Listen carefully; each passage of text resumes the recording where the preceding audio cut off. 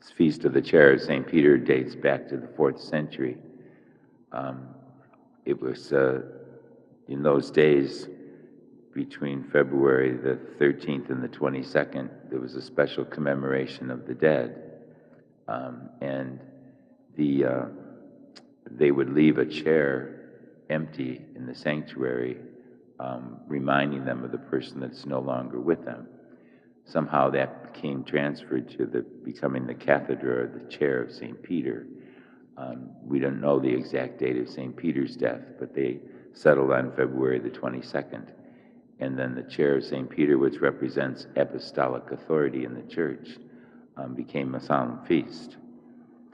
It's not just an embodiment of doctrine, but the feast is about the person of Jesus Christ and the apostolic authority that he gave to the apostles to guide his church.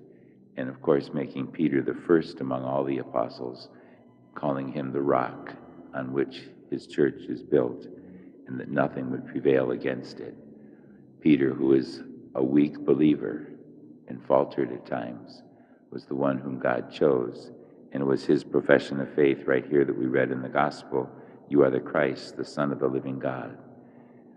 He professes very clearly who Jesus is, and that's really the role of St. Peter. It's the role of the Pope, to be the person of Christ, a visible person of Christ in the world. So today it's a solemn feast, and it reminds us that our faith, our Catholic faith, is founded on Jesus Christ himself through the apostles. And so we celebrate that feast, and we give thanks to God for the unity that comes to us from our Holy Father today, Pope Francis, and all the popes through the centuries. So it's again a day to give thanks to God for the gift of our church and the authority that leads us through the Holy Father. Let us stand and offer our petitions.